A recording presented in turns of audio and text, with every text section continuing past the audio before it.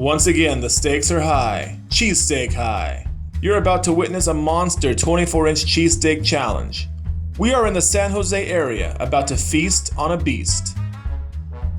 Coming in at 2 feet long, this hot sandwich is definitely no laughing matter.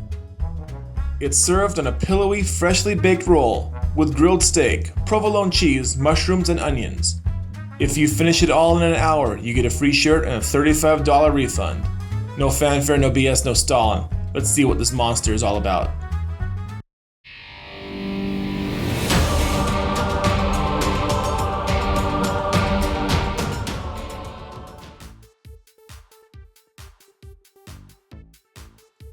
What's up, everybody? We're still on the road, still in the Bay Area, this time tackling a big sandwich full of meat and cheese. I've heard that the best cheesesteaks in the world come from Philadelphia, hence the name Philly cheesesteak. Unfortunately, I've never been to Philadelphia or Pennsylvania for that matter, so I have to make do with cheesesteaks in California. A Cali cheesesteak just doesn't have the same ring to it though. Making a cheesesteak is more assembly line than high cuisine. You cook some steak on a flat griddle, brown some vegetables with the meat, usually onions and mushrooms, maybe peppers, then you stuff it all inside a freshly baked Amato roll. Then you drizzle some cheese on top and watch the whole thing get all steamy and melty. I'm getting hungry just thinking about it. You gotta admit that cheesesteaks are a bit on the fancy side, a big step above peanut butter or tuna salad. It gives you the joy of steak and the sexiness of cheese wrapped up in the simple brilliance of a sandwich. It suits those moments when you want to be sophisticated without being snobby.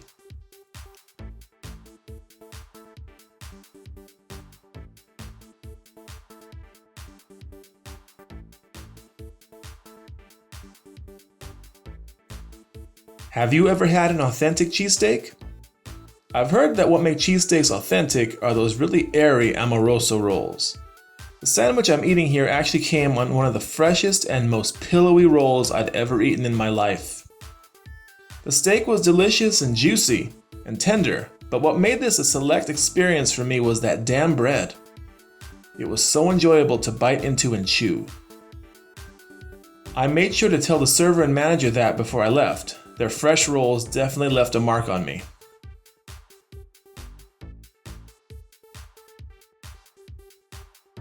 So, you're probably a little disappointed by now. I kept talking about a 2-foot cheesesteak and 24 inches of sandwich, and you can easily see that I'm eating 4 separate sandwiches here. Well, I was disappointed too.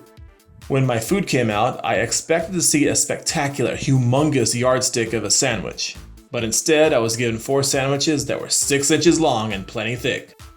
Don't go there. So you still end up with 24 inches of sandwich if you line them up end to end. The visual effect is ruined though. Putting the 4 sandwiches in separate baskets made them look even less imposing.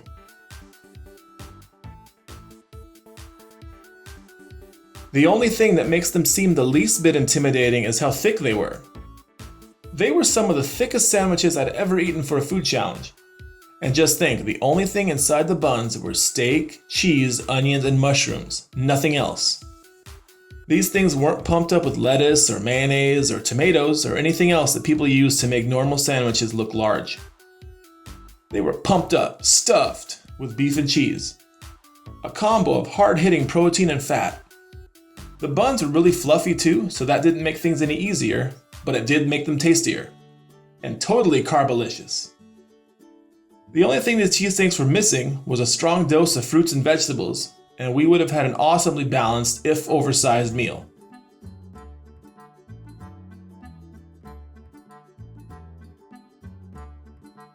So what were we fighting for today?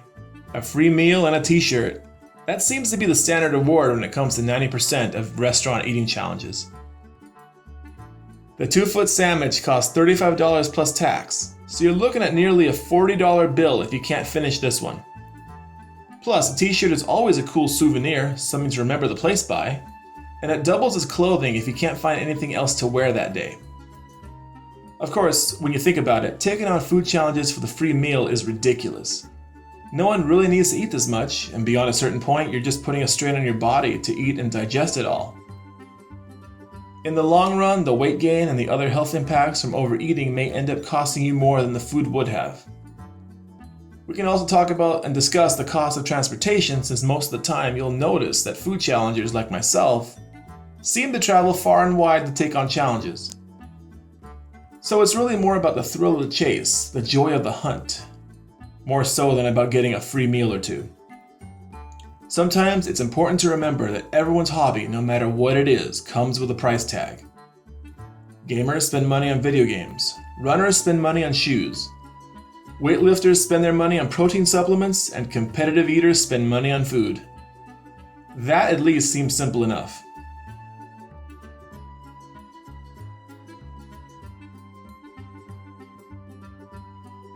Let's get back to the challenge at hand, what you're watching on the screen.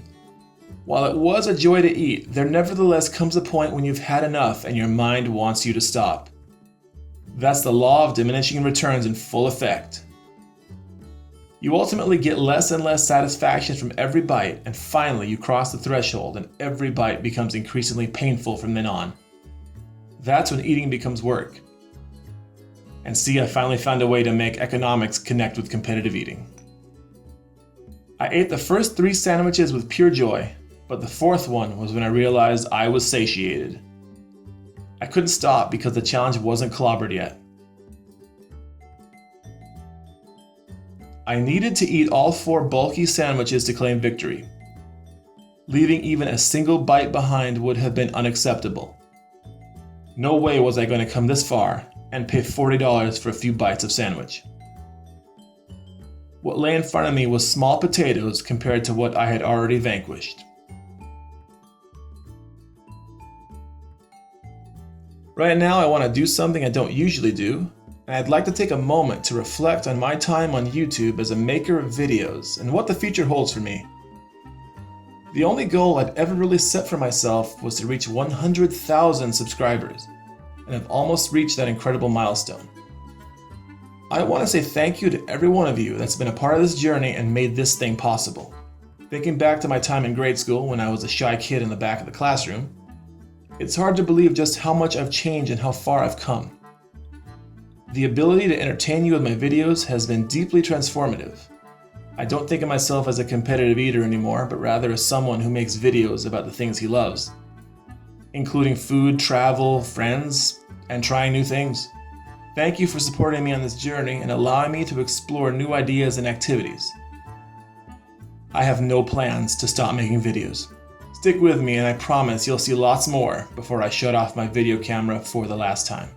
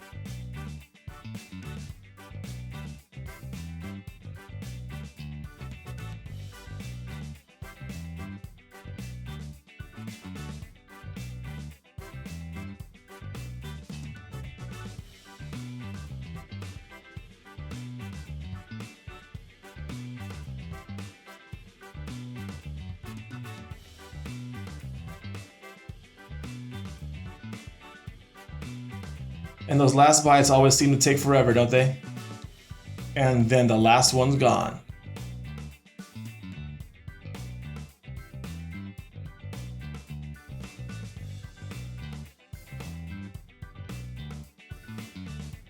Boom goes the dynamite.